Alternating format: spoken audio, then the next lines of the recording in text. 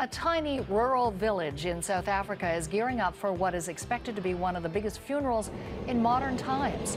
Kunu, population of just over 200, is Nelson Mandela's childhood village. And in a week's time, it will host some of the world's most powerful people.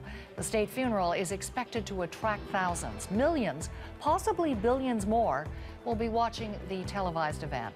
Traditionally, burials here are performed on Saturdays, but an exception is being made for Mandela, his funeral set for next Sunday. One person with intimate knowledge of how Mandela's funeral service will be is Thembela Kepe.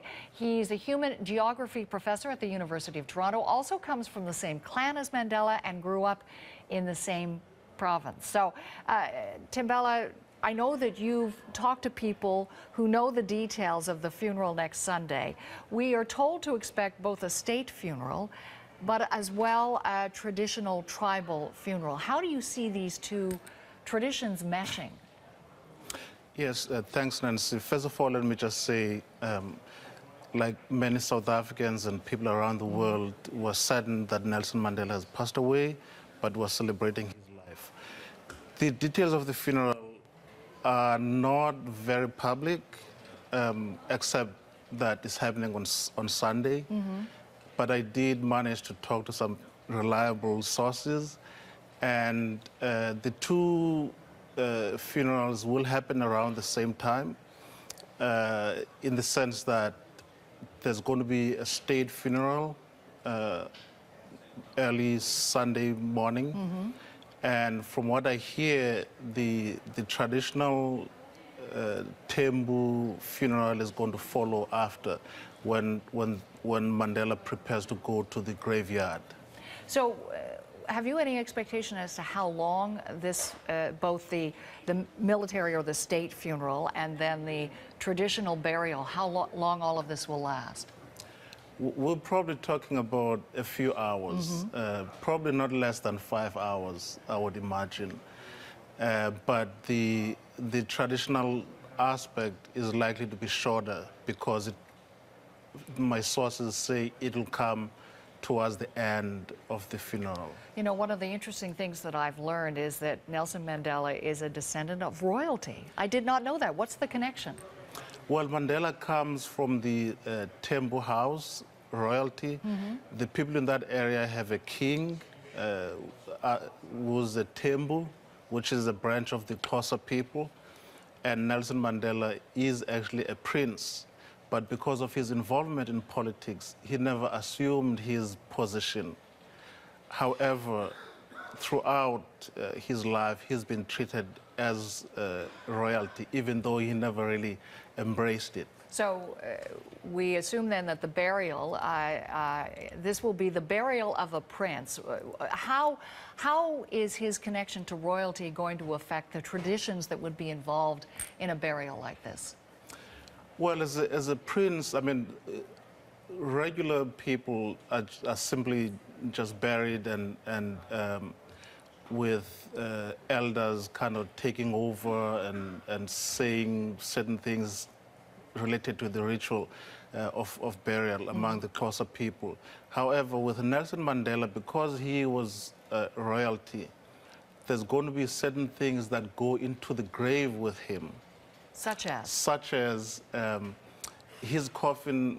Okay, just after the state funeral, they're going to remove the South African flag. This is what my sources say, and drape the coffin with a leopard skin. And what does that signify? The leopard skin signifies authority.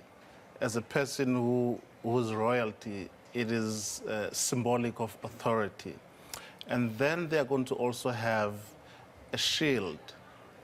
The shield symbolizes a defender. I mean, he's seen as a defender of the nation, as a prince. However, for Mandela, I mean, it works both ways, right? And then my sources say they're going to put in a spear.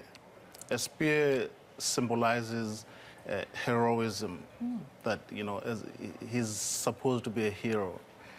Talk about the burial site itself, because this was Mandela's choice to be buried here. Yes, Mandela actually chose to be buried in Kunu, which is where his children are currently buried. And this is where he grew up. So it is, Kunu is a poor area, is a very poor area as part of the Bantustans or the former reserves in South Africa.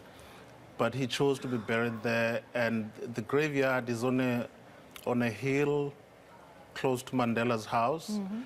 And Mandela was a keen gardener. So the graveyard has aloes around it. There's some rocks around. So it's a very simple graveyard, but it is what Mandela wanted. You know, I would think that this funeral will be, I mean, it will be compelling for so many reasons, but also because it will be a huge spectacle with a large crowd in a tiny village. But it sounds like it will have intimacy as well, because of the burial will have these traditions. The elders will preside over this. Would anybody object to the burial being televised? Is that something that you would expect would be broadcast or not?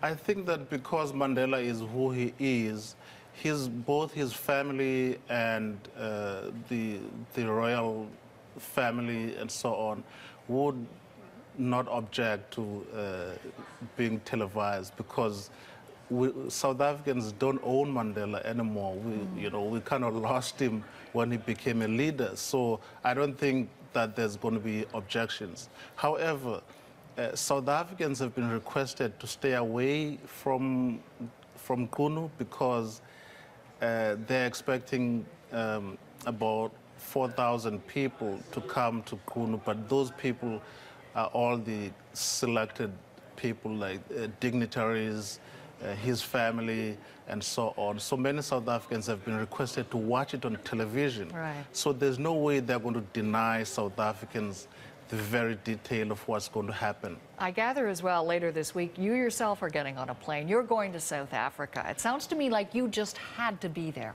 Well, I am going to South Africa, of course, for other reasons, but I'm also fortunate that I'm going at a time when South Africans are going through this time of mourning as well as celebrating Mandela's life. So I am fortunate. I mean, as a researcher at the University of Toronto, Scarborough, it is also part of my research in this trip. So actually, I pass Nelson Mandela's home every time I go to South Africa to do my research. You know this area well. I know, yes. Can you imagine how a village this size could play host to so many people? I mean, I don't envy the people in this village, because it's going to be overwhelming, I would think. Well, the moment Nelson Mandela was released from jail, he made his intentions clear that I'm going to build a home where I grew up.